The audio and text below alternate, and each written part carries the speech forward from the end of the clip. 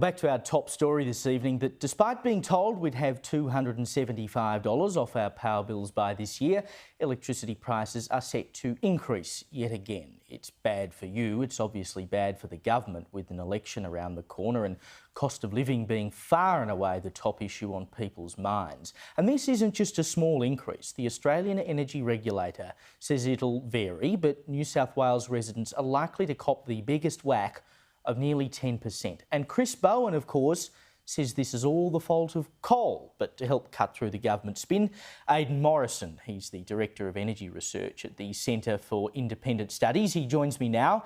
Aidan, is this all the fault of coal, as Chris Bowen says, or is it the fault of the war in Ukraine, as the Prime Minister says, or is it something else? It's certainly the fault of neither of those things. The war in Ukraine has totally washed through the energy price system at the moment. What it probably is the fault of, at least in New South Wales' case, is Keane, Matt Keane.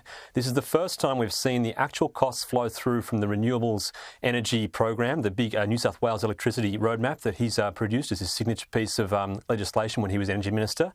And for the first time, we're seeing how those costs will actually flow through to consumers. And at the moment, about $500 million annually is assumed to be transferred to New South Wales consumers based on infrastructure like the Central West Orana Renewable Energy Zone, which is nowhere near yet constructed, or the Renewable Energy Zone in New England, which is nowhere near yet constructed. There could also be other costs passed on, including subsidies and underwriting for battery schemes and wind farms and solar farms that don't have a full commercial contract that covers their costs.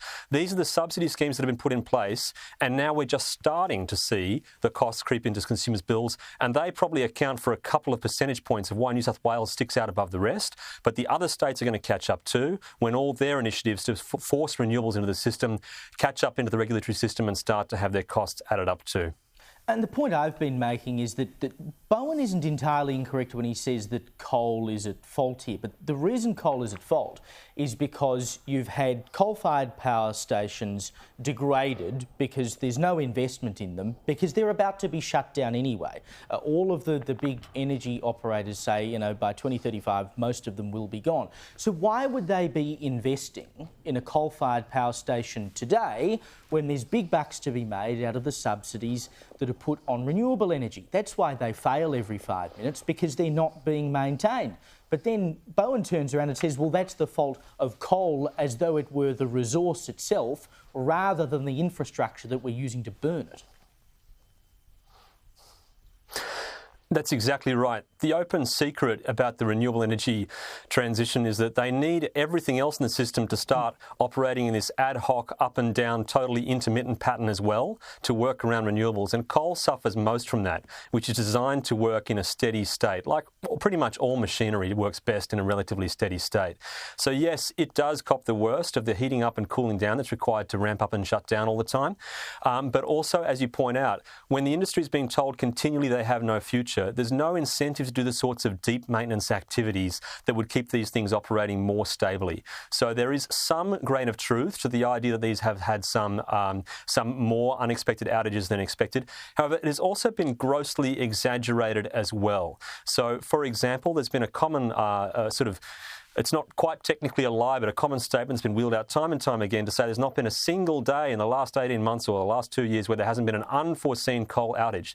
That is not because every day there has been a new coal-fired plant that has something blow up and go wrong. It's because a couple of years ago in Queensland, there was one coal power station that blew up really badly, and it's been off ever since. So on a really kind of poor technicality, the situation's been grossly exaggerated, and that was quite a new one as well. So really, coal is not nearly as unreliable as people actually are making out in this situation, but certainly there's been no incentive to do the deep kind of investment that would keep it operating smoothly and keeping downward pressure on prices consistently. Well, as a resource, it's terribly reliable. That's why everyone else overseas is buying our coal. And that's what I quoted Peter Malinauskas earlier, saying, you know, this is the greatest policy failure of all time, that we are such a resource-rich country and everyone else is buying our resources, and yet we are paying more for energy in this country than the people who are buying energy resources from us. But what can we do, or what can be done about this in the short term? It seems almost impossible to turn around. We've certainly put ourselves into a very tricky position, and I think it's actually fair to say that it's going to be a real challenge for whatever incoming government if they want to put downward pressure on electricity prices to actually achieve that. In particular, I think we've just started to see the very tip of a positive tsunami of additional transmission costs that are coming.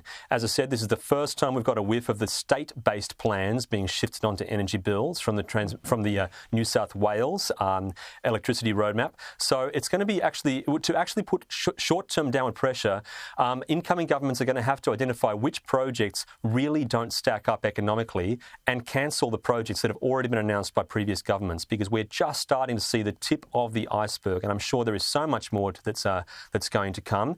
The regulator has done their very best to kick every possible can further down the road.